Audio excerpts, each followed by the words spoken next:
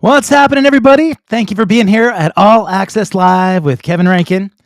I'm asking you to do me a favor. If you've come here anywhere other than YouTube, do me a favor. Go to the link below. Go to youtube.com/@accesskevin. If you subscribe to this channel, you're going to find that there are about 320 other episodes of amazing guests that I've had. You can go back through and you can look at those. You can hit the little bell to be notified when I've got upcoming guests, which I do have great guests coming up on Wednesday this week at 6 o'clock Pacific. I've got the incredible Dan Reed of the Dan Reed Network. And next week, I'm excited to announce Paula Cole will be on the show as well. So before we get started, though, let me also thank my sponsors.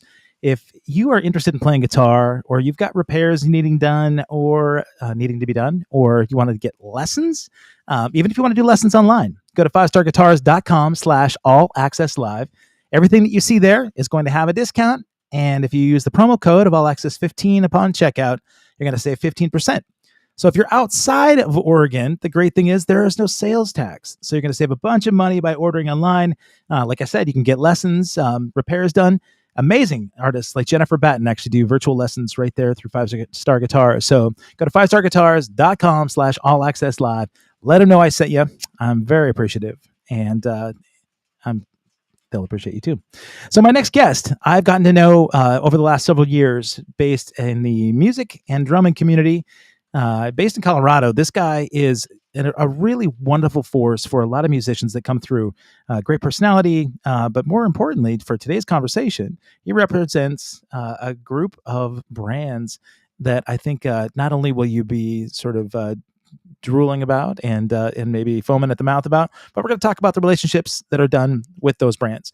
So from Colorado, I've got the amazing Jimmie Dean. What's happening, brother? Hey, Kevin, how's it going? I'm fantastic, man. The Dean Music Group. It sounds like, such a massive enterprise, but I think once people realize that they're, yeah, well, and not that you're not, a force to be reckoned with by any means, but yeah, tell me just for people that don't know Jimmie Dean, what are the Dean Music folks, or what's the Dean Music Group all about? Well, I think over the past several years, I've kind of developed into somebody that can advise musicians on stage monitoring products maybe they might need to be successful on their tours. And I kind of got started with this when I was working with Porter and Davies out of the UK. I was their US sales and distribution head for a long time, and got to connect with a lot of great players, especially drummers. But I discovered that a lot of them were struggling, with in-ears and listening to things. And there's a lot of reasons why people struggle with that, which we can certainly talk about. But I think what I saw was the ability to talk to people about this. Sometimes it's just giving them information as a consult kind of thing. Other times I can connect them to different companies or something like that and help them find solutions to what they need. I'm a player. I've been a drummer for years, and I suffer these problems. So I kind of wanted to share my perspective. So that's where it comes from. With a name like Jimmie Dean, well, Dean Music Group seems to work a little better, so you don't get a plethora of sausage jokes. So Yeah, right, man. We haven't even had that conversation, but no, that's your family given name. it And is. I'm a fourth generation with that, and okay.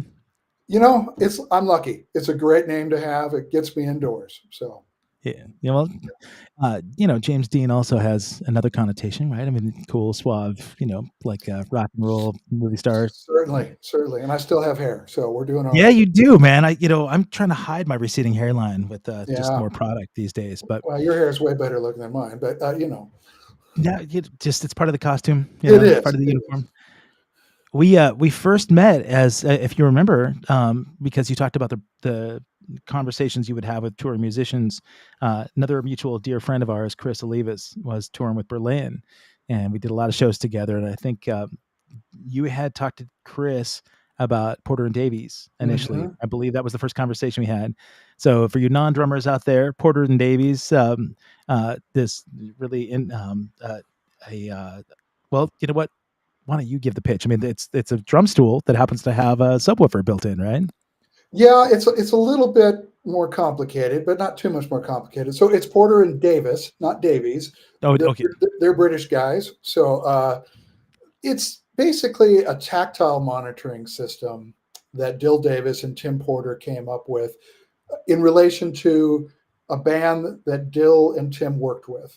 Dill was the drummer for the Oyster Band, which he's now retired from, and I believe Tim still works for them, but as an engineer.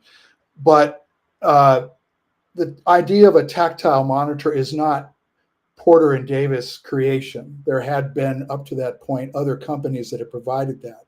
But the main difference is that Dill and Tim were able to bring that product into a form that was much easier to use, whether you're a local player or on the road. It was all contained into a small product. The seat has a tactile speaker inside of it, and then there's an amp that runs the thing.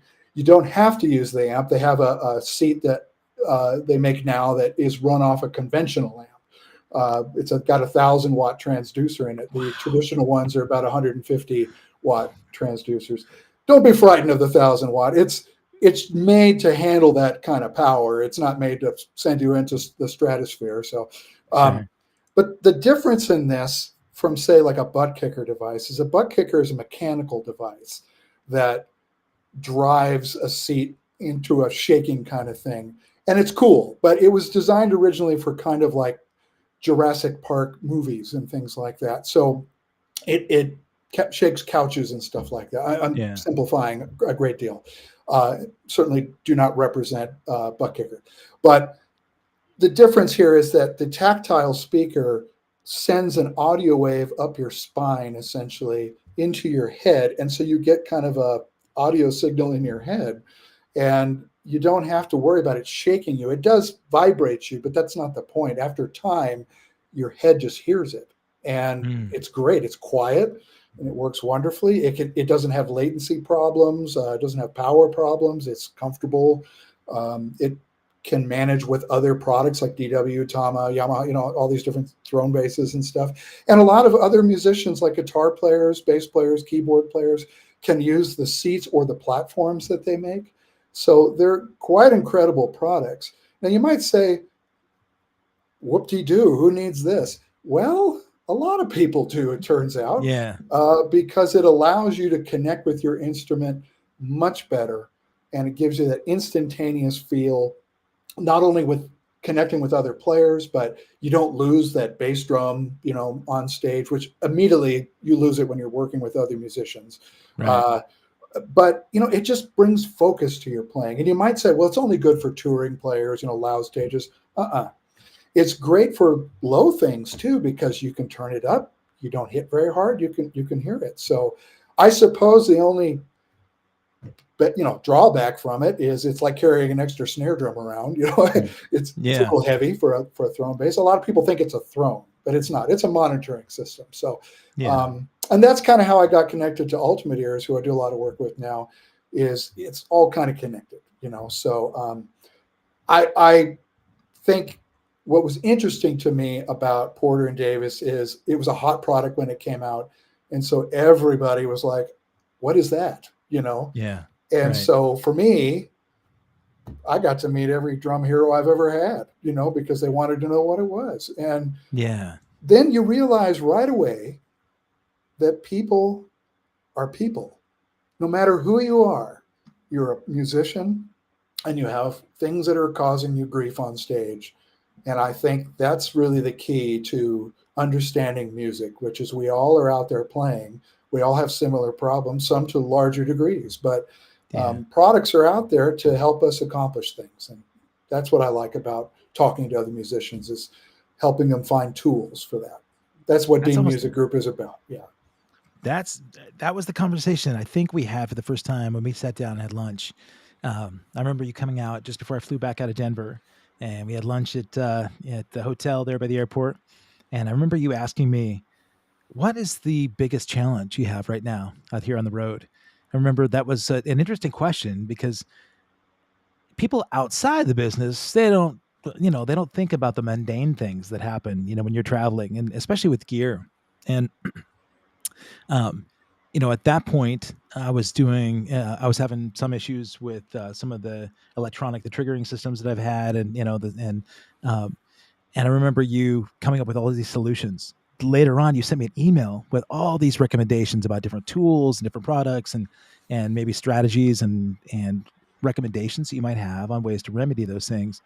And we didn't know each other that well, but I remember the conversation was very generous, and so I think it was interesting to me that most of the time when you meet somebody out on the road, they want to know, what can this person do for me, or can what can I get from someone. You've never been that guy. You've actually been somebody that I think has been so far the opposite, that you really are wanting to help at the community, your community of drummers and community of musicians. So that's a conversation I have a lot of times on this show about ways that we could combat COVID. When we were all sitting at home and we didn't have there was the identity crisis that came along with musicians not having the ability to go out and do what it is that sort of represented who they were. So maybe before we kind of talk about brands and relationship kind of stuff, let's talk a little bit then about what got you into that spectrum in the first place, and being a drummer there in Colorado. You're gigging. I know that I see your updates, man. You're gigging quite often. Who was that person for you that sort of sat you down and said, "Hey, let's find ways that we could strategize to make sure that Jimmie Dean's life's a little easier"? I want to say that I'm kind of an anomaly in a way. Well, you are. When I was young, real young, 14, 15 years old, I walked into a drum store in downtown Inglewood, Colorado called Percussion Specialties. And I walked in there to buy some part for a Pearl drum set or something, and save my money for it, yay. And Yeah. they were like, "Yeah, we can help you with that. Hey, do you want a job?" And I was like, "What? Okay." So yeah, I got a job at this drum store really young, mopping, sweeping, cleaning things, not real exciting. But the imprint that it put upon me at a very young age, because of my association with not only the people in the industry, and I'm talking manufacturers Yeah. and salespeople, but also musicians. So I'm 15 years old. Here's these cats in their 20s, 30s, and 40s coming in to the drum store from all walks of life, having problems with stuff. Their conga head is ripped, or cymbal stand's not working. At that time it was Percussion Specialties Pro Horn, so I learned a lot about horns. I did pad repair and mechanical things on trumpets and saxophones, and I think I learned a lot about products at that time and how integral they are to musicians. And as a young guy, that was just like a huge change in the way I saw music. So obviously I loved playing drums, and I was like, had my fantasy of being, touring great or something. But I started to learn about the joy of just speaking to musicians. So Yeah. to answer your question directly, I'm not going to say it was a drummer necessarily that first got me thinking about this. It was probably the guys I was working with. They kind of hipped me to the manufacturers that were out there. And I met the Zildjian family. When Sabian came from all that, I met the Pearl, Ludwig, all those people, and they would come through. Great drummers would come through and do clinics. Billy Cobham. I'm trying to think. Just some good cats. Mind's blank, but Weckel at that time, Gadd at that time. I was pretty young and got to meet a lot of these people. And I think that was kind of how I got started with this. I just have always had a love of gear, and Yeah. so I do love playing. Give Of me a set of course. drums to play all the time, but I equally get joy out of watching how we can help people, accomplish things. So I've had relationships with music stores my whole life. Tommy's Drum Shop, Rupp's Drums, Percussion Specialties, Mars Music, Guitar Center, Sweetwater, Sam Ash. Yeah. AMS. I've had relationships with these in some way or another, and I just really appreciate that realm and the manufacturers as well. So that's where this all comes from. You were just talking about these amazing cats, and I see over here on the Instagram side of things, I see Steve Brown from Tesla. I see you jumping in here on the live feed. I appreciate that. Do you know Steve at all? I have met Steve at NAMM, but we're Okay. not friends. Yeah, no. Amazing dude, man. He's Yeah. out right now doing like I think there's Lynch Mob. They just had the End Machine, which is also George Lynch's other project that just came out. But I think he's out doing some Lynch Mob shows right now this weekend and Great or this week. band. But Great yeah, band. man, Yeah. amazing band. And of Great course, drummer. Steve is a killer drummer. But like you, the first time I met him, I felt like this guy could be a sibling of mine. This guy he feels like blood to me. So he makes you feel that important, and we have a lot of common sort of, things outside the music business. I think that we have in common, which helps a lot. But you talked about these companies.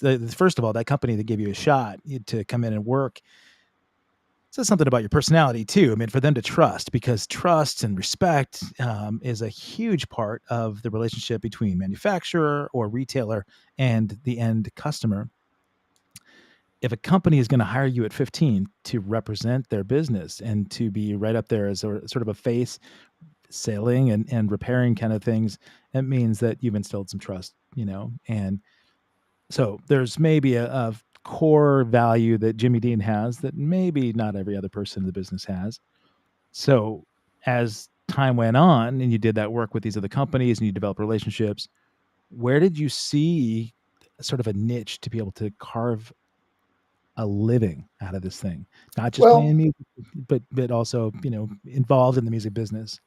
I think it's a mistake that many people make who are musicians trying to make a living as a musician, whatever age and whatever Yeah. level, to Well, how so? maybe not understand your world. And what I mean by that is, for example, in my early years working at music stores before I got connected with manufacturers, um, a lot of people want to get that drum store job because they want to buy gear. Right. That's the exact wrong reason to work at a drum Sure. store or a music store at all. It obviously it helps to work at a drum store if you're a musician, or in a guitar store if you're a guitar player. You get access to things like that, but you actually have to do something when you're there, like help Yeah. people. Right. And it's more than just, okay, I am a fan of Tama, so I'm going to push Tom. No, you can't do that. You've got to embrace the whole industry and understand it all and be able to impart that knowledge to people, whether it's a beginning student or a parent or a touring level musician or a local player, weekend warrior, Yeah. somebody who's just screwing around, a lawyer who has some money to blow. I mean, all these people are different. And I think if you don't understand those people and aren't able to help them, then you're not really doing the job that the employee of these music stores need to do. And luckily today, there's some wonderful people working in the music world in terms of retail sales, which is struggling quite a bit because of, Yeah. retail sales everywhere are struggling. But I mean, there are people out there that do a great job. But your question is good. I think I just realized that my skill set is a people person. I like talking to people because I Yeah. actually like people. I like to get Yeah. to know who they are, what's their world about, and then I want to help them. I'll give you a story. I remember this guy came into a drum store I was working at, and he lived in Hawaii. And he was complaining a lot about how a lot of the gigs in Hawaii, especially the touristy areas, were for duo guitar players. And he wasn't making any money as a drummer. And I said, well, you got the wrong gear, man. You need to get yourself some bongos or cajon bongos or, some brush something or other, and make yourself invaluable at a low volume thing. A year later, he came back. He said, yeah, I'm fine now. There are tools that will help you do your job. Yeah. And I think my skill set, whether I, knew it or not, I just seem to understand when people tell me what they want, I can remember things like parts and products and say, hey, this would be good for you. I like looking at products too. I like Yeah. looking at magazines and going, hey, what's that do? So You talked about how retail sales are struggling right now, and I mean, just this like 3 days ago, right? This big announcement went out that Sam Ash is going under. A few years ago, the big, ouch. the Monolith store, Guitar Center was going bankrupt, and I know that they had venture capitalists and some private money that came in to kind of help subsidize to be able to keep their doors open. Uh, the small mom and pop stores, especially during COVID, man, it's amazing to me that any of them survived. A few of them thrived though, because so many people were stuck home, and the journeyman recording guys and the guys that wanted to develop podcasts or anything else like that had an opportunity to buy products and try something new, or maybe they always wanted to learn how to play guitar. They're stuck home from their job and they don't have any way to have an outlet. They could pick up that guitar, they can do virtual lessons online, and they could still do something during COVID. So some places thrived and they did well. Businesses like Sam Ash, I mean, that's one of the big players for retail, right? When they announced their retirement, or their retirement, they're essentially going out of business. I saw a lot of people with different reactions. I have a lot of great friends that are business owners that own small businesses, and I see that as an opportunity for people to go out and support small business. If you don't need to go and buy your gear from XY big box store, you can actually do it from a local business where you can have a relationship with people. Sam Ash had relationships. I know that a lot of those big businesses had great relationships with their local community. So maybe, give me some of your thoughts on sort of the fallout from a business like that going under, one of the biggies in this industry. One must always remember that Sam Ash was not always big, Sure. and it just happened to be successful. Um, I worked for Mars Music a long time ago. And I remember they were marching across the United States quickly, just big box, building huge stores, hiring these managers that manage like baby superstores and stuff to open these stores.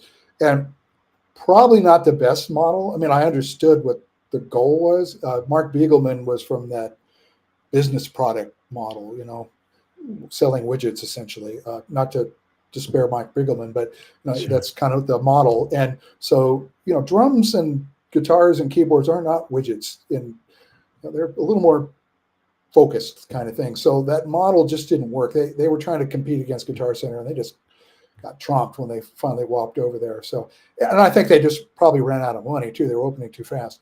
I imagine Sam Ash is competing against the same things that mom and pops are actually, even though it's a large company. It's the model that isn't surviving, whether it be Amazon crushing people. Amazon is what it is, but it is a Right. difficult machine to compete against. But I also think that there are limits to how much market share you can have. And you mentioned COVID. I think the ones that survived are the ones that changed, that were able Yeah. to, unfortunately, fired Adapt. people, let them go Right. and downsized and focused and figured out how to make that happen. Definitely lessons suffered across these things. All the manufacturers, oh my gosh, what a mess. Yeah. But that's another thing too, is how many manufacturers now are going direct to consumers because of Right. this. And Right. the prices of products have just, blown up. So Yep. I think being in that business is rough, and you've just got to be Yeah. on your feet. You've got to be inventive. Sam Ash, I obviously have met them, spoken to them over the years, but I would guess that, the model just wasn't working, so Mm. Yep. I don't represent them. So that would be not Sure. good for me to say what happened, but yeah. No, yeah, I mean, for me too, I should say that I really don't represent many of the companies that I talk about. Of course, Five Star Guitar is a great sponsor of my Mhm. show, but more than anything, they're great friends of mine. And the owner of the store, Joff Metz, we used to be in a band together. He took over that store. He a music teacher. He was a guitar teacher there at that store for a long time. And he and his partners that were teaching saw that the owner of the store was going under, and they all decided to pool their money, not only buy the store out, but they saw that there were opportunities to change the business model. So the repairs were a big thing for them, but also lessons became a huge part. where they could sort of contain lessons. And that was kind of a lifesaver for some parts of Guitar Center too. The Guitar Center started offering lessons, and our good friend Chris Olivas is teaching drums at a Guitar Center now. But Five Star realized that the relationship that you could have in your community was so key, and being able to talk to people about what they need, just like you're doing with your relationships, but helping find a solution for people, and offering events. They would do not only lessons, but they would put on showcases, so the kids that are studying, they get them together and form bands, kind of a School of Rock type thing, but they'd have events where you could go and watch all these kids perform on a big rock stage with big lights and a big PA, and it sort of helped keep the dream alive, for future generations. So I think it was a real smart thing for them to do, to be able to sort of help sort of in their educational development, for students, not just kids, but adults too. So, well, I was thinking a little bit about when you asked me to come on here, we were talking yeah, about brand relationships, and I think that's a great thing to talk about. But one of the big things that came up in my mind over the last week when I was pondering it a little bit was how important it is for a musician to have a relationship with their store, their local store.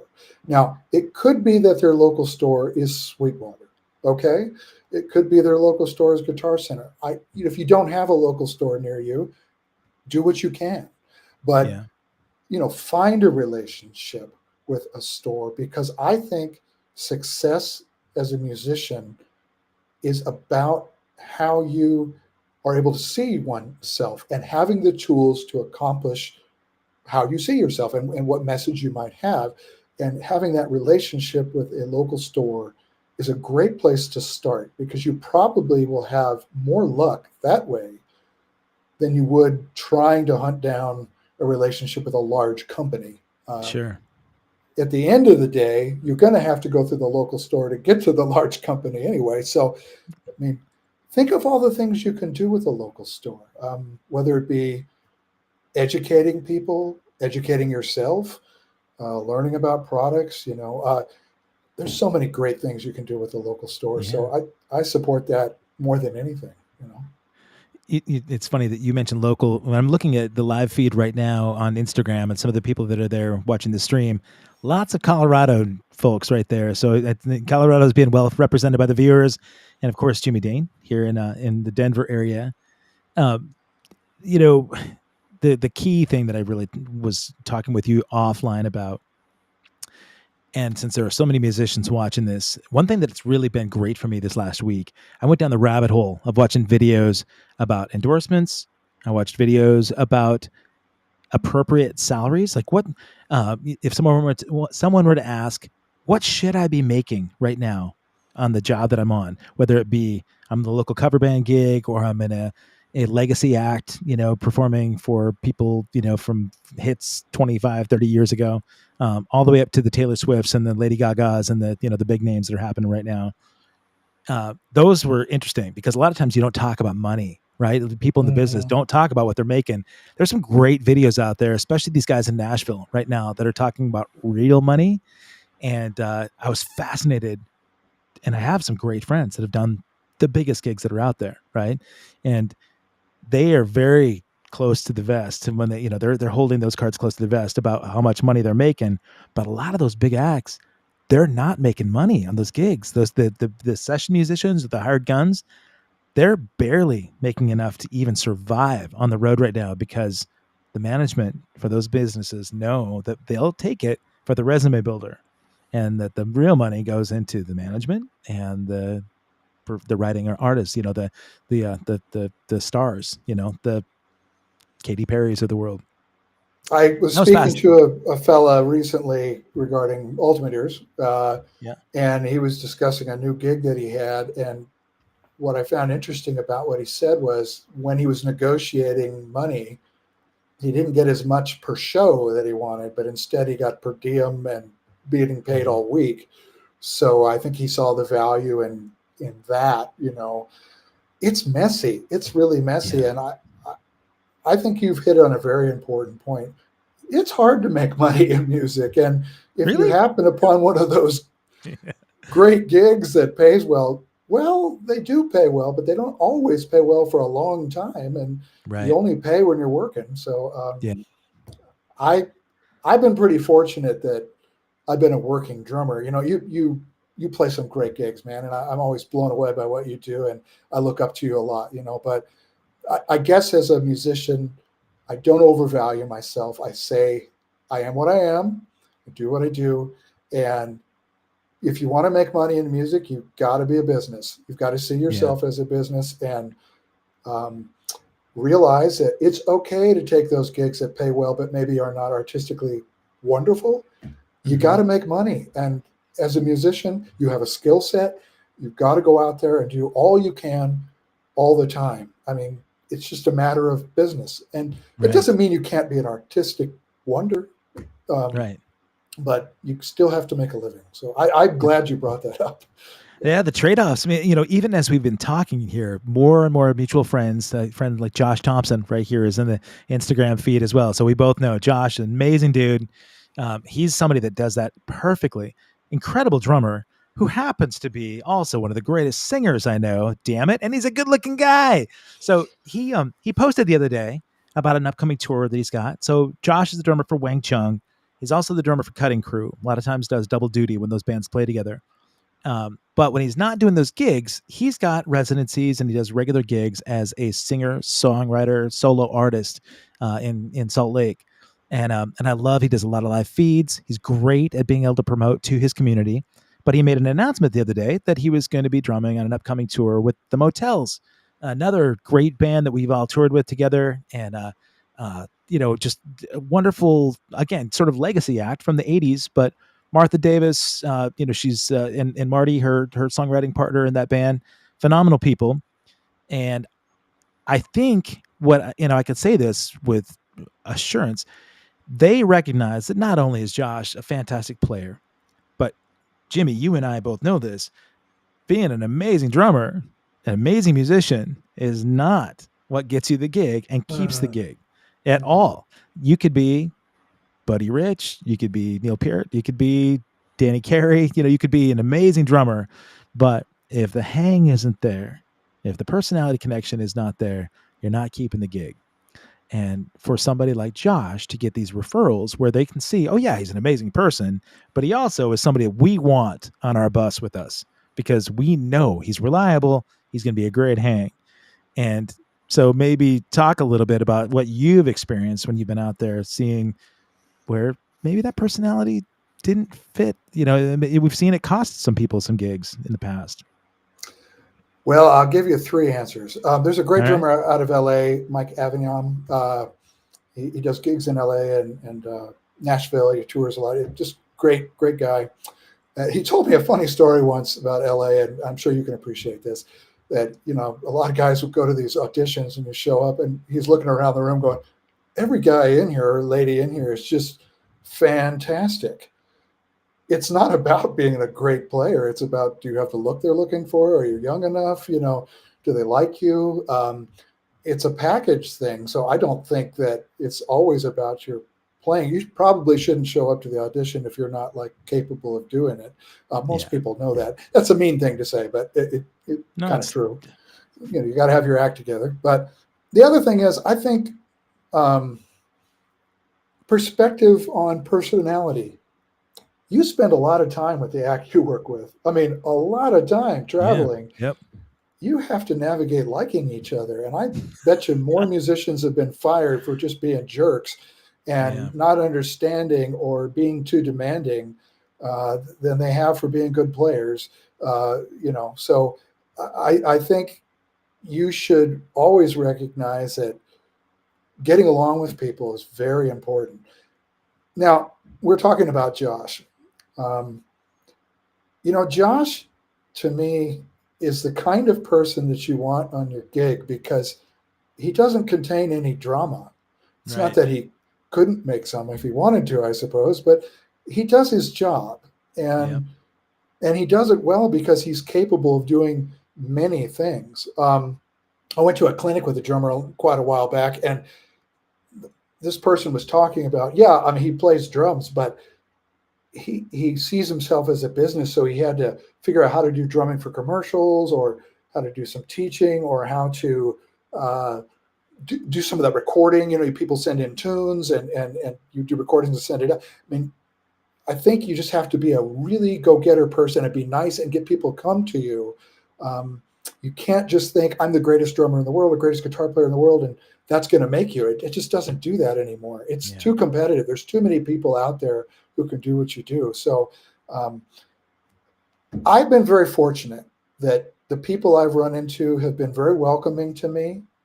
And I've also recognized, when I've been backstage or something with somebody, when you need to back off and not get in their business. It's just about being aware of your surroundings and things like that. So I think just being a person who understands people is a great way to be in the music business. Just be open to things and be kind. I love that. Caleb Rankin, I see you here in the chat, buddy. That's good stuff. Caleb's coming all the way from Phuket, Thailand. So I appreciate you making the time difference to get here and say hi to Jimmie. You guys have had a business relationship in the past. I know that Caleb was interested in your relationship with Ultimate Ears and had your consultation and connection to get some unbelievable ears. I know that he got his custom ears done through you. Which makes me think, and you talk about like the personality connection. And one thing that I did know was, I felt really good about connecting you with my son, because I knew that, you're going to look after him and not take advantage of him. And he can be able to trust somebody that not only knows what they're doing, but also is going to, find the best solution for him as both a incredible performing drummer, but also a hip hop artist, and something that was going to fit all of his needs. Now, those kinds of relationships are really key, because you and I were talking about endorsements. We got to talk endorsements. Mm-hmm. People that watch music that don't play in the business, or maybe they don't play professionally. So they see their artists that they grew up watching on MTV, and they see, the late night TV shows, and they see these guys slugging it out online. Might think that guy that's on TV is obviously so well taken care of. He's got the mansion at home, the limo's picking him up at the gig. He's got like carte blanche free products that he's got access to for all the companies that he wants to represent. We know the reality of this thing. So let's do a little education, Jimmie Dean. Why don't we talk a little bit about the artists that we see on TV, and really what's realistic in terms of the relationship that they might have, let's say their favorite drum company? I would say that the whole idea of relationships with brands in terms of endorsements has taken a great change in the last 25 years. And I hate to say it's that long, but it kind of has taken place over that time. When I was much younger, and when you were much younger, the greats we would see, the Vinnies and Eddie Van Halen's, and all these people were able to get those relationships mostly, I think, because there was far fewer people doing it. And the social media internet thing didn't quite exist at that point. So the access to this kind of stuff wasn't quite the same. It was just a different world. I'm not saying there weren't lots of musicians, but there weren't lots of musicians who were reaching those levels of getting that notoriety that there are today. It seems like there is more and more and more musicians who are amazing. And they go out and do an Instagram or a TikTok or, some sort of Facebook post and YouTube, and they're all amazing. Well, the companies can't afford to give every great player stuff. Right. They just can't do that. And you have to be like top of the heap to even consider getting free equipment. I mean, the idea of getting free equipment is beyond me at this point, because I would guess most endorsers are not getting free equipment for the most part. Yeah. They have business relationships with these companies. Part of this comes out of what I just mentioned with so many people doing it. Part of it comes out of economics. The economics of music retail is been terrible for several decades. But it also has a lot to do, I think, with the relationships with these manufacturers and their customers. That's changed as well. So you can think that you're going to get somewhere as an endorsee by just being great and having your act together. You and I talked offline a little bit about having 500,000 followers or something. That just doesn't do it anymore. I mean, that's just kind of a given, that you have to kind of have that. You can't even approach some of these things like that. I think what we're talking about here is maybe being more realistic about what levels you can get in at. That's why I suggest starting that relationship with the local store first and getting to know somebody that connects you to the manufacturer representatives that can thus get you to those artist relations people. Or if you can start relationships with musicians that are already endorsed by these companies and work on that relationship and get that relationship to extend you to these artist relations people, you may get a conversation going. But it's really difficult to get these endorsements. I almost think it's misguided to think that should be your goal. The other thing that I think is troubling sometimes, I've seen some magazine articles over the years about this, I hate to put it like this, but it's kind of like musicians versus manufacturers. How can you get what you want? Man, don't go be using somebody's gear unless you like it. I mean, like, think about how many drummers we've known that have jumped companies every couple of years, right? It's like something shiny, and there are some lesser sort of tier 2 developer or companies that'll say, yeah, we'll throw you our economy line drum set to put your name on it. And they'll jump from a great relationship they've had for 20 years to be able to take something less quality because they might get a subpar kit for free. That's tough to watch. That really is hard to watch. It is. I interrupted you there. Sorry. No, you didn't interrupt. You should interrupt. I think you brought up a really cool point, though, and that is there's so many boutique companies out there, too. And that's even a better way to go. I mean, a lot of the large companies will pay attention to you if you have other things going on. And they can be little things, guitar strings, bass drum beater, strap, bag, maybe you're a teacher in a prominent, something that gives you a little edge up there. Now, I may be saying things that a lot of musicians know, but they may not really want to accept it. That's the problem. But these not top tier companies are a great place to go. I have a sample that I could give you. A drummer friend of mine, an acquaintance out of Florida, he wanted to get one of these thrones that had the cutout in it for your spine.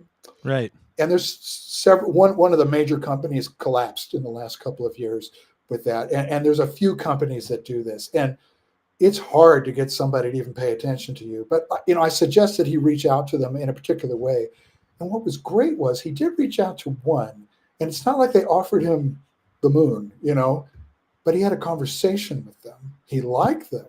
And he got a good deal on something and started that relationship, and realized that what he needed was not only the product they had, but he needed that relationship, Yeah. A great drum company I've been speaking to recently is WFL3, William F. Ludwig III. He's a Ludwig man, but he's not Ludwig, and he's got a great company out there, and he's working hard right now to get relationships with people. But those relationships have to work for him too. Sure. A conversation I had with him, and it was just, him and me vibing a little bit. So I don't want to speak on his behalf, but, if you're an endorsee, it's a relationship. Yeah, you get products or you get deals on products, but you have to be willing to do something for that. I mean, how many endorsers will go to the local drum store while they're on tour and invite that drum store owner out to say, hey, I want you to come check out this new product I got, or I'm going to invite a few of the drum people to the show and talk to you about. I don't see that happening that often. I do see representatives that are kind of way up in the the tiers of these companies, they get a lot of free tickets and stuff like that. But how about down there in the trenches? Like, To really be able to push and sell that stuff. Yeah. you have to say, I play these drums, or I play this guitar, or I use this amp, or this software, and I'm going to go to the local store and I'm going to let people come in and see what I do. It's a relationship, and it's something you have to take on. You have to be willing to do more. So at the end of the day, if you can prove to a company that you're willing to do those kinds of things and spell that out to them, that's a relationship.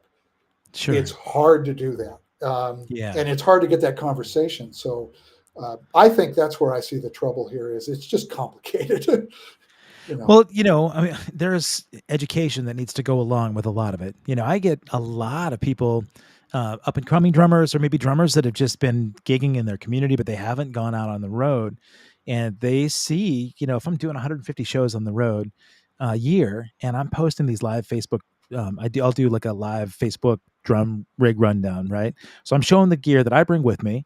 I've got some electronic stuff that I bring with me, and then there's a backline company that we rent gear from. So every town, I have a different kit. And it's funny that sometimes people that might not realize, they think, man, it's amazing you can afford to have, buy a drum set in every town that you go in. Well, yeah, I'm obviously not doing that. The contract of the gig ends up paying for rental equipment, and that rental equipment shows up.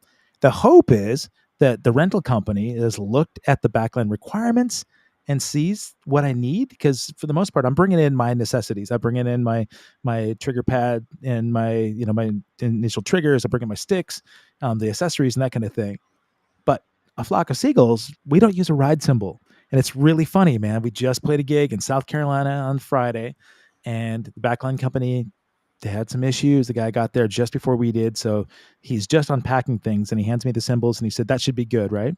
And I looked at it, and I'm a nice guy, right? I know a lot of okay, when I say that, there are some musicians, you're tired, man. You've been traveling and you haven't had any sleep, and then you get your gear, and they might come off as condescending or pretentious when they look at the gear and say, no, that's not right. And so I had to do a quick little dance where I told the guy, look, unfortunately, we don't need this ride cymbal, the 2 ride cymbals he packed in here, but I also have 1 crash cymbal, and I need 3. And so I can make do with 1 crash cymbal, and we don't need a ride. So I can crash really hard on a ride cymbal, but it doesn't sound good.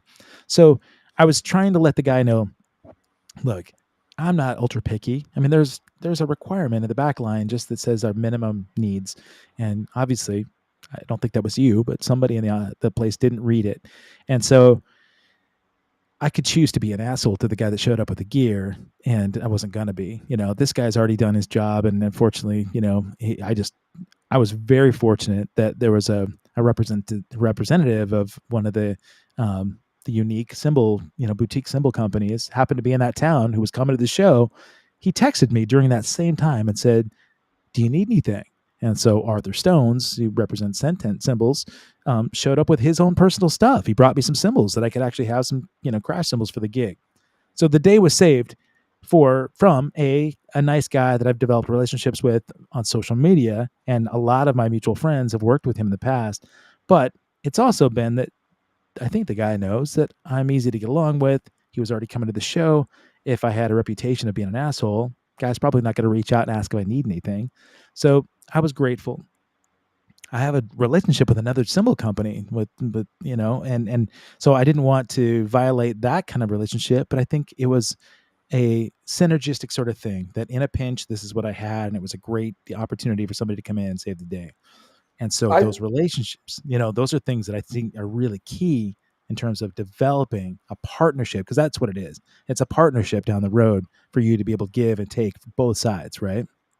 I think you've described something that is something we've been talking about through this whole thing, which is understanding yourself and your role and where you are in your career, or what your role is in this situation. For example, Porter and Davis, we can go back to that. Well, when they got started, they were nowhere. No backline companies had any of this. As a matter of fact, when I would go knocking on the doors, these companies would look at me and go, why would I want that? That thing's expensive. Nobody's asking for that. Well, then people started asking for it, but they still didn't want to get it, right? There was a transitionary period before that product became well enough known that it was available in a lot of prominent backline companies. I have an interesting friend, Daryl Wolfolk, who plays with Gladys Knight, and he works with a company called Jonas, great backline company. And I know when he first started using Porter Davies, he bought his own units, and Jonas didn't have them. So he wanted to use them. So he had to provide these units to Jonas to send out on the road for him. He wasn't complaining. He knew what he had to do to get this thing to happen. I applaud him for seeing that, solution and stuff like that. Interestingly enough, I'd like to go back to Josh Thompson. Yeah. He's got a stiff jaw when it comes to some things I've seen him deal with on stage, sound perspective, the time that you have to get things going. It's just a mess, a lot of shows. Yeah. And if you get anything close to what you want, you're pretty lucky. Obviously, there's some very large tours that travel with stuff and have what they want, but that is not normal for most touring musicians. They get what they get. Even if they get the brand they play, that's surprising. What if you play an off brand? I mean, you may love that brand, but that may not be provided. You may get whatever you want. So it's about, again, you were talking about being nice, being understanding, but it also requires you to be aware of what you need, bring it on the road, that kind of stuff, you asked me about endorsements, and I wanted to get back to that just a little bit. I would encourage anybody who's looking for an endorsement. I'm going to hunker down on this pretty hard. Get a relationship with a local store, get that store to get you a relationship with a manufacturer, and get that relationship going that way so they can see what you're up to. And don't assume the free stuff. When I worked at NAMM, the music convention for Porter and Davis the first time, some amazingly nice people came by and handed me all sorts of stuff and said, here's who I am. How do I get to be an endorser of Porter Davis? And I went, Porter and Davis doesn't do endorsements. You have to buy. We can give you a cool deal if you're, somebody we figure is going to help us or something. They just didn't do endorsements. And to this day, Porter and Davis doesn't really do that. Why? Because they're in business, or they're a family business that makes money off of their products. So understand what it is you're asking of these companies. And I think it's important for you to establish those relationships in today's world. On top of having all that social media presence, you should be shouting from the rooftops about, if you're a lover of product A, you should be talking about product A for a year before you ever go and talk to them about it, so that they can see that you actually do like that product. I think that's important. You must enjoy the product that you want to get a relationship with. Those same kinds of conversations can be had about athletes, right? I mean, I think about basketball players and a prominent, like the top tier basketball players, the LeBron James and the Kobe Bryants and Steph Currys and those kind of guys are the guys that are selling shoes, right? The Kevin Durant's. Mm-hmm. So like, the top 10 players in the NBA are the guys that Nike or Adidas are going to be going after and saying, hey man, we want you wearing our shoe. We're going to pay you X amount of dollars to represent us and wear our shoe. But everybody else that's out there, that's at the consumer level, Nike's not giving out millions of pairs of shoes because they need to sell millions of pairs of shoes to be staying in business. So it's the same kind of thing with cymbal companies or drum companies or drumstick companies or anybody else like that. For the masses, those people have to buy products, and they need some evangelists, right? They need somebody that can be an evangelist for that brand. And so, to go back to the education part of it, musicians that are coming up, like you talked about developing a relationship with your local music store. If Rupp's Drums is offering drum lessons to their customers, so that somebody comes in, they're 12 years old, they've seen Travis Barker playing on Rock Band or Guitar Hero or whatever, they're excited about seeing Blink-182, and they want to become a drummer because they saw Travis Barker. So they go into the drum shop and they say, I want to get Travis Barker's drumsticks, and I want to learn how to play like Travis Barker. And they go in and they find the drum teacher that can represent, the best style to be able to get them the foundation to learn how to play. And then they say, okay, now I can afford a drum set, so I want to get what Travis Barker has. That's why a lot of kids are, right? When they're coming up, they want to get what they've seen on TV, and they're not thinking, I want to represent that company. As I'm not Travis Barker anymore. You get to a point where you're a professional. You want to feel like you're accepted, and that company's going to look out for you. When you're on the road, if you're playing in Denver at Fiddler's, and it's 5 o'clock and most of the music stores are closing, and you realize that the backline company didn't get you something, you would be great to have a relationship where you can call up that company and say, I need XY product. Is there any way you guys can help me out? Mm-hmm. And, if you haven't developed those kinds of connections first, you're going to be SOL. Right. So I think the music industry is big, but it's not as big as one might think. It is possible to connect to any of these companies. I will admit, if you find out who an artist relations person is for a company and you send them a message, they may or may not get back to you. right. It's like a job resume. I mean, they look very quickly at something. So you've got to be prepared for rejection. That's okay, or continual progress. But there are places you can find it. I keep coming back to those places where you can access these companies, because just meeting people. NAMM is a cool place to meet people. NAMM's been up and down because of COVID recently, but you just have to remember, at a place like NAMM, everybody's having 3-minute conversations and it's really Right. loud. So it's hard for people to remember you and that kind of stuff. I'm not sure that's the best place to make an impression upon people. Instead, I think you've hit it. Be the best version of yourself. Go out there and play and work and get to have a reputation as a nice person. And it'll get back to people that you're somebody worth talking to. So, Sure. relationships are key here. Mm-hmm. We talked about Josh just a little bit ago and mentioned that he just, made the announcement about playing with motels as an addition to his tour coming up this summer. I'm always intrigued by people that I've met in the business early on that have affected me in a really positive way. And you mentioned, early days when you worked in that drum shop and you got to meet some of your heroes. I was 16 in Montana the first time I got to see Dave Weckl play. And I was such a rock and roll guy, man. All I knew was everything that I saw on Headbangers Ball on Saturday night, on MTV. And I didn't have a lot of opportunity to see a wide variation of drummers. My dad was a jazz player, so my dad was in Dixieland bands, and he wanted me to understand progressive jazz and fusion and traditional jazz.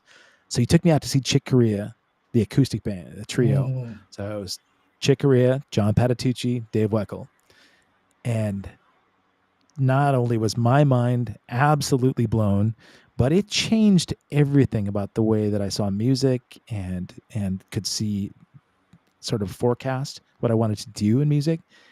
I was so blown away that I ran backstage, and I think I've told you the story before. I said, I got to go meet him. I had to go meet Dave Weckl. I don't even know what he was just doing right now, but I got my way backstage. My dad had to talk past security to come back to get me. And I was just asking him, I said, what was that? And because he had just, even though that was the acoustic band, he also had just started working with Yamaha Electronics. And so we had a little conversation about that.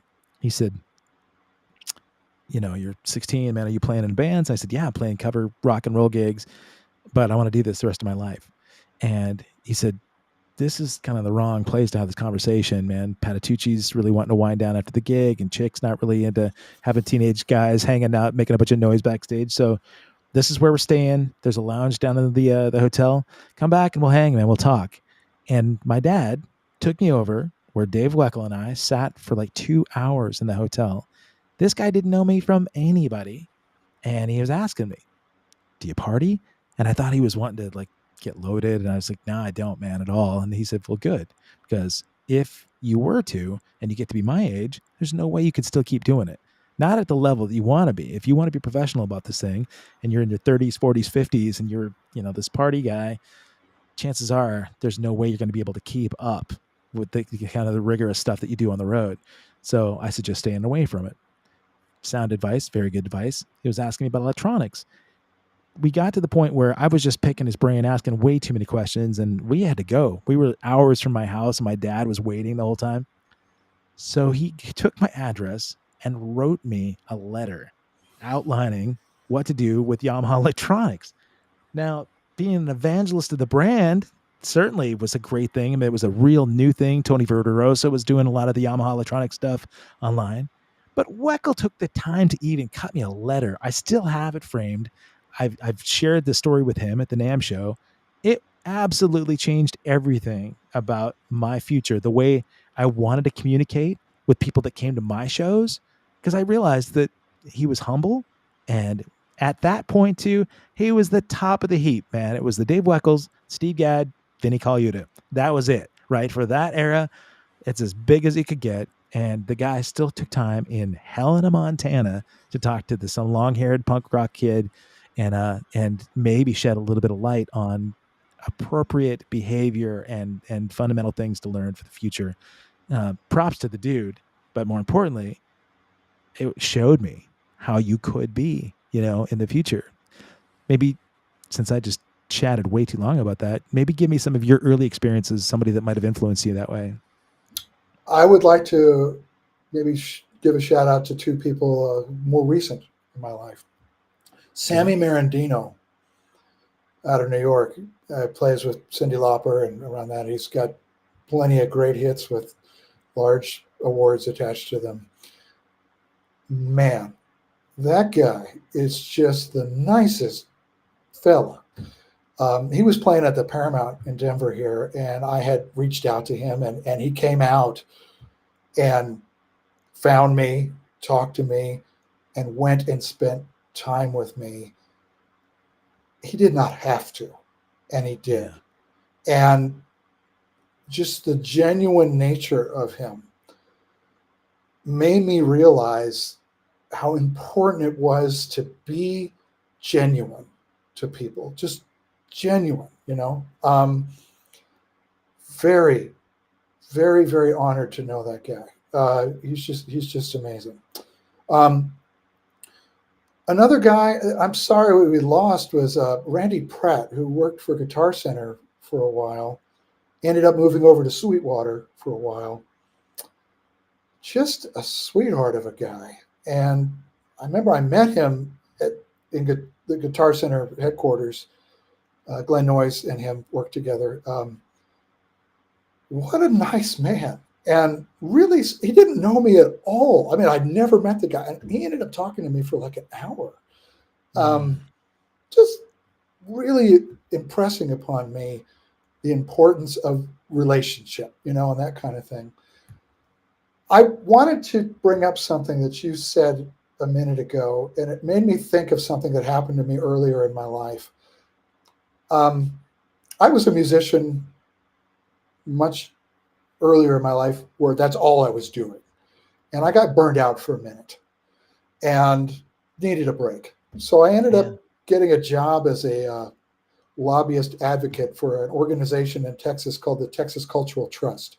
And it raises private dollars for an endowment that gives out money and grants through the Texas system, gives out grants to art organizations. And a guy who got me connected to that, what his job was helping people who were executives who had lost their jobs, like CEOs of airline companies and stuff, find new jobs, right?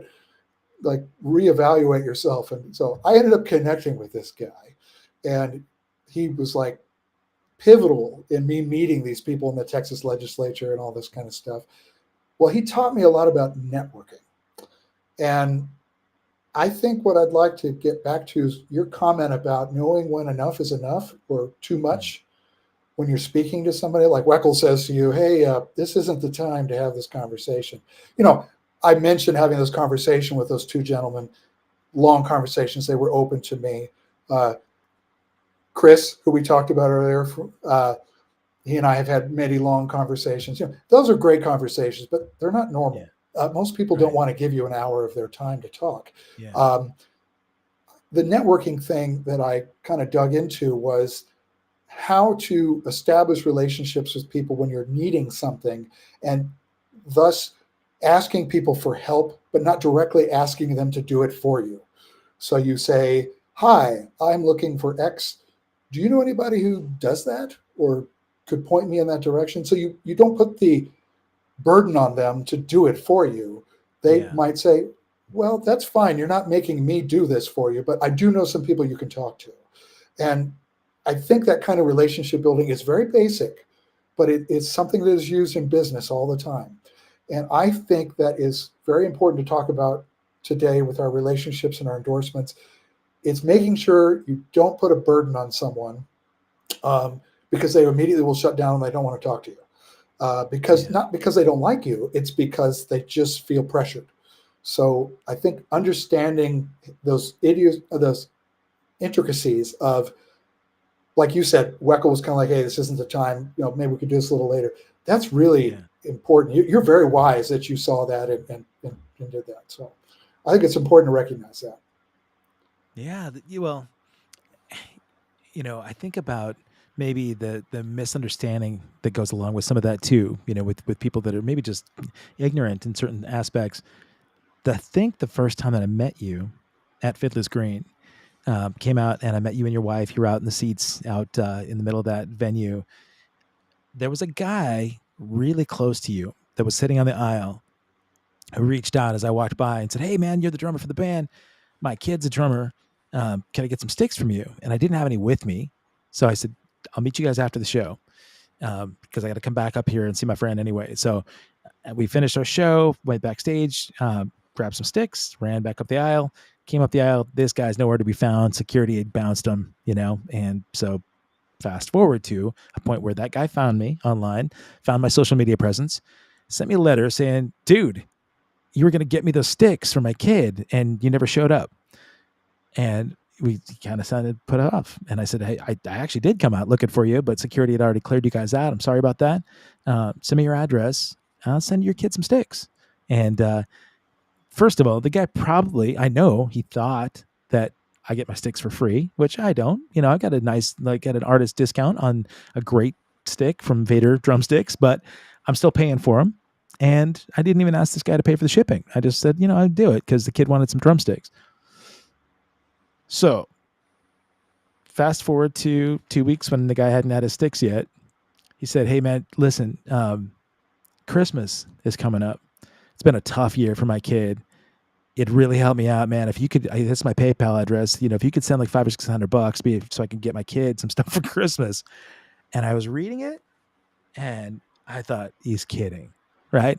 He just thinks that I'm going to send the dude $500. And I'm thinking, I can't imagine my best friend asking me to do that for their kid, right? But the sort of, I wanted to say arrogance, but I think it's ignorance. I think this guy just thinks that he just saw the band on stage and must think that I'm just handing out money. I'm loaded, and that he somehow felt entitled to ask for that.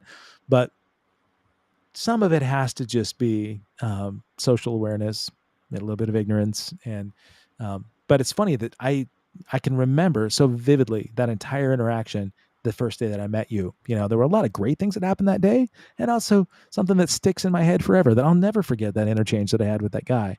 I did send him drumsticks, didn't send him money to PayPal, and I did say, "Dude, that was really inappropriate to ask for." I mean, really, I can't imagine asking that of my best friend, let alone somebody that I met 2 minutes after a show. But It's like a sometimes people, false relationship that one creates that doesn't exist. I have a great example I could share with you. I went up to speak to the great Kelly Kagi, Night love him. Ranger. Yeah, great Did guy. bro. He's By the not my way, friend. uh, Yeah, well, I he, just launched his website, by the way, fantastic, kellykiggymusic.com. There you go. There you go. fantastic. We're not best buddies. He's an Yeah. acquaintance of mine. I know through manufacturing stuff. Okay, Yeah. and he was playing a show with Night Ranger, and Whitesnake was there as well. And I went up there to talk to him at this show, and he brought me backstage, and we were talking about Porter and Davis products and stuff like that. And amazingly nice. Spent lots of time with me. I was standing behind Tommy Aldridge with him, watching Tommy Aldridge play. I'm like, drummer dream moment right here. I mean, this was great. But I had a purpose in being there. And I saw him later at another event, and it was just not the same vibe. Yeah. That's okay. I mean, it was a moment for me. He's a great guy.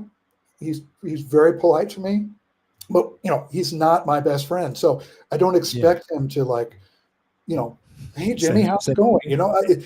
These relationships I have, I with different kinds of folks, I have to put them in their place. They are what they are. Some of them are business relationships, some of them are personal relationships, some are a little of both.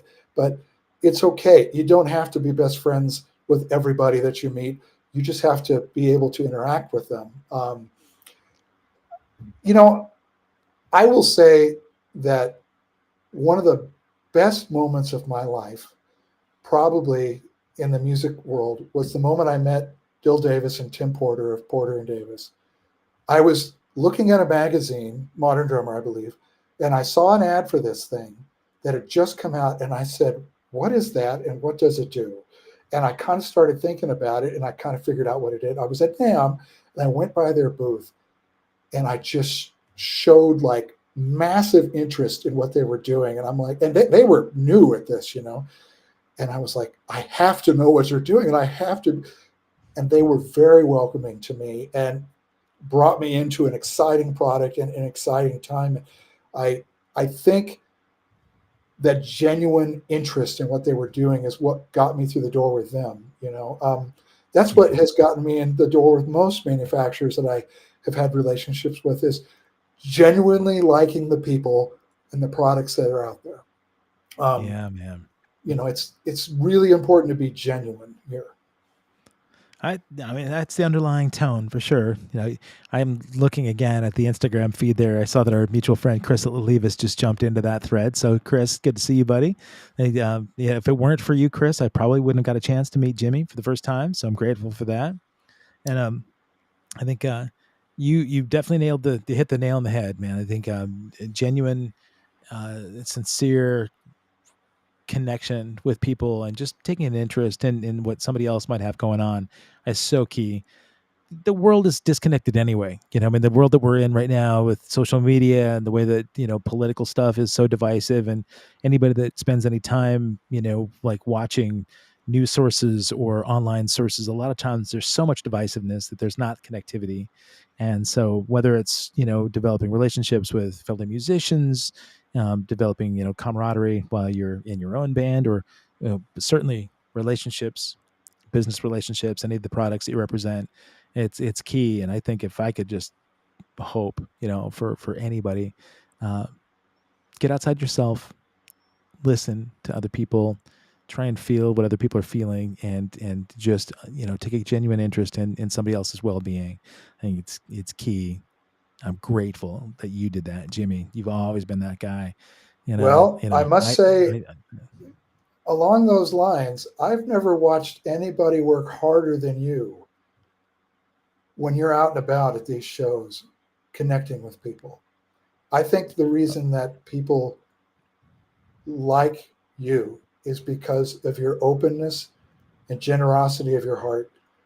I mean, you work very hard for the people that come and see you, whether you know them or not. You are always working hard to make them feel welcome, no matter what the show is.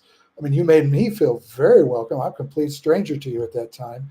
And you opened your world to me and said, "Hey, come on, this is what I'm about." But you do that for everybody. I mean, you are very genuine to people that come and spend time with you, and it's very obvious that you care. And you're exhausted. I can see in your face that you're about to, fall over because you've been doing it all day, and you're still like, "Hello," Well, but I am grateful though. I mean, gratitude yeah. is all, because if it weren't for those people that are there at the show, right? I mean, I've worked hard jobs that I couldn't stand, and I just got done. If I'm at a show and I just got done doing what I absolutely love, everything that I dreamed about, as a kid, and I'm getting to do it, and these people just bought tickets to come do it, to come see it, and to support it.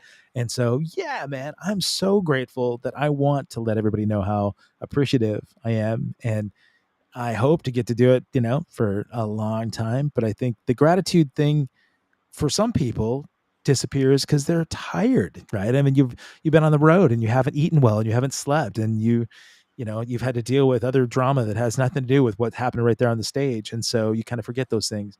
I never want to forget it. That's all, But I appreciate you recognizing it and reflecting on it, and people did it for me, and I'm grateful for it. When you're playing a show, no matter what level of the show, somebody's watching you perform. Generally, we hope, but Yeah.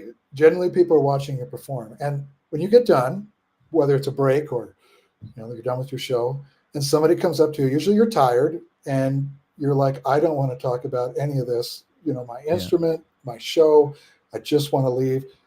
You have to stop and think, well, you're performing for these people, or Jim Morrison talked about that relationship between audience and musicians. It's like, it is important to not forget that people are there to pay attention to you. And I think you should always be humble and say, hey, So when I have had a chance to talk to somebody about drum equipment, the last thing I want to do, I play and somebody comes up and goes, hey, I want to talk to you about these cymbals or that hi-hat stand or something. Oh man, no, take the time, because you might be teaching somebody something new, or you might be getting a new professional friend, or maybe they just need to have a chat, and it's good, whatever the reason may be. It's a useful relationship. So I try to be friendly to everybody that I talk to, even if the time is short or whatever. I mean, I try to be open to anybody that comes and talks to me. That's key. I'm looking at the thread of people that are watching on some of the different platforms right now, and so many mutual friends, and so many friends that I know have been at those shows that have, I see some old, even high school classmates that are out there right now that are reflecting on some of the things we're saying. I would hope that they, sort of remember those kinds of things from way back. I mean, somebody that's been very active in chat on Instagram, Craig McRae. Craig's a phenomenal drummer who's an active working drummer. I hope it's okay, Craig. I mentioned that he's a longtime police officer in the Seattle area who also played for the Seattle Seahawks, the Blue Thunder drum line. Wow. So he was doing drum line, plays in an incredible Heart tribute up there. He's a phenomenal drummer, great person in his community. He's developed relationships from all different aspects, and yet he's still found a way that he's gregarious and social, and he knows that he represents more than just himself. You represent your band out there, you represent your brand, you represent your community. So Craig, I appreciate seeing all your chats there, man. Yeah, he said his band talks all the time about doing that thing. We make sure that the folks that take the time and spend the money to come see us perform, we want to know that they're appreciated. So it's key. I mean, guys, if you're young and you're up and coming and you've watched the bands on MTV but didn't see the other side of this, maybe you can take note from somebody like Jimmie here who realizes that, and I've said this before, my favorite saying, Jim Carrey, the comedian, the actor, had this message that he gave to some marketing students at Stanford for a keynote speech. And he said, these kids are going out to make money, right? Their whole job in marketing is to go out and find ways to make money for a living. But he said, the effect you have on others is the greatest form of currency there is. And to me, and that's what it's all about, man. I mean, let's hope at the end of the day that that's our legacy. They can make this world a little better than when we got here, right? Yeah, well, I'm honored to know you, and I'm really honored that you invited me to come on and chat with you about these fun, cool, exciting topics. I'm lucky that I have known and continue to know the people that I do. I'm blessed that the relationships I have are strong, and I'm thankful that I remember things and I'm able to connect things to people, and that's just my skill set. My Dean Music Group is about helping people achieve things on stage, and if I could help anybody solve a problem, give me a call, reach out to me. I'd be glad to try to help. Do it. Hey, guys, if you're watching this and or if you're listening to this later on and you don't see the caption here, go to deanmusicgroup.com. You can get hold of Jimmie. All sorts of information about Ultimate Ears the in-ear monitoring system that he's been working with for a long time. But also, he's got lots of relationships with a lot of companies. Could probably help maybe give you a different perspective than you might have had in the biz. So get a hold of Jimmie Dean. Jimmy, great to see you, buddy. I appreciate you being here. Everybody that's been involved in the chat, thank you guys for being here as well. And again, like I mentioned, if you haven't done so, do me a favor, subscribe to the channel, youtube.com/@accesskevin. And you can be notified about all the upcoming shows, like Wednesday's show with Dan Reed. So, Jimmie Dean, thank you so much, my brother. It's great to see you.